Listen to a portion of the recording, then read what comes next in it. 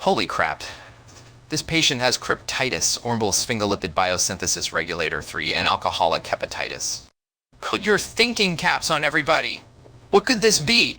Well, with cryptitis, I could argue it could be something else. Orbital sphingolipid biosynthesis regulator 3 is really specific for a symptom. That sounds like it's supposed to be a diagnosis. Alcoholic hepatitis could suggest that you have a worthy competitor in the hospital who isn't Tracy.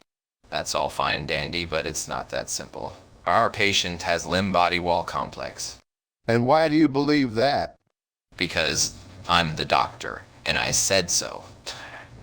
Now, for our treatment plan, you will be performing a lingual frenectomy on the patient.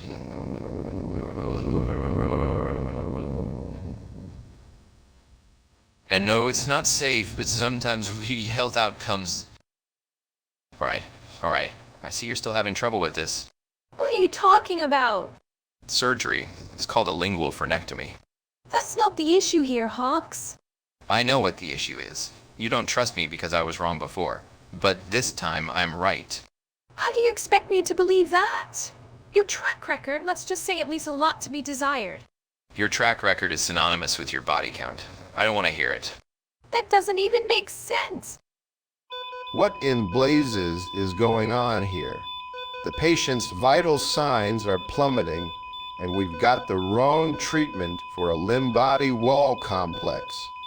This is beyond my comprehension, Hannah. I know it's not ideal, Randall, but I had to make sure we didn't fall into Dr. Hawks's trap. His insistence on lingual frenectomy was suspicious from the start.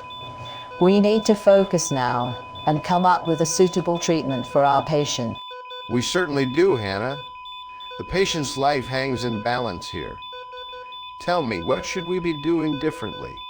Well, Randall, I suggest we take an unconventional route. Maybe something along the lines of applying high-frequency current to the affected limb. Are you suggesting we'd plug them into the grid? What kind of stupid idea is that? Can't be any stupider than having no ideas at all, Randall. You stupid idiots.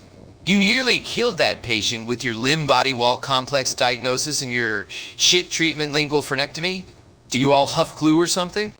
Don't knock it till you try it. Yeah, that confirms it to me.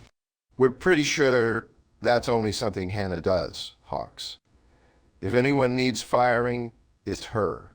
I want to fire all of you. Give me a reason not to. We know what's wrong with the patient and you don't. Without us, your career is in jeopardy. That, reverse card isn't going to work. All three of you are fired. I'm getting lunch. Well, Johnson, I'm glad to hear that your patients are doing well. Yes, thank you for asking. It's a difficult time for them, but we're doing our best. I can imagine it must be tough. That's why I've been focusing so much on my own case lately. I understand the necessity, Hawks, but please don't forget to take some time off and unwind once in a while. It's important for your well-being, too. Good idea. Time to take time away from this conversation and back to whatever the hell is wrong with my patient. I've been thinking about this case all day, and I'm convinced that the limb-body wall complex diagnosis was wrong. That's a bold statement, Hawks. What makes you think it is? What have we done to deserve such an accusation from the great Dr. Hawks? You don't just walk into an operating room unprepared like this. I had lunch with Dr. Johnson, and he explained to me about the symptoms of scarlet fever, which were quite similar to those we observed in our patient. I believe it's time for us to reevaluate this case. That's quite interesting, Hawks. Can you explain further how scarlet fever could be a potential diagnosis here? How serious are the implications if we do indeed have a case of scarlet fever? I mean, what would be the prognosis for our patient? I believe with proper treatment and care, the patient has a good chance of recovering. What if we don't follow proper treatment and care? What a stupid-ass question. Go suck glue fumes somewhere else. Tracy, I've been thinking about what you said earlier, and I gotta say, it's not exactly easy to be working with a bunch of idiots around here. And who do you think is responsible for that, Hawks? Do you have any idea how difficult it is to keep these people in line? Oh, yeah. I'm sure it's as hard as my day was yesterday when I realized I had completely misdiagnosed scarlet fever as limb-body wall complex. That was today, Hawks. My idiot doctors gaslit me into believing it was yesterday. I'm gonna fire them. Good night.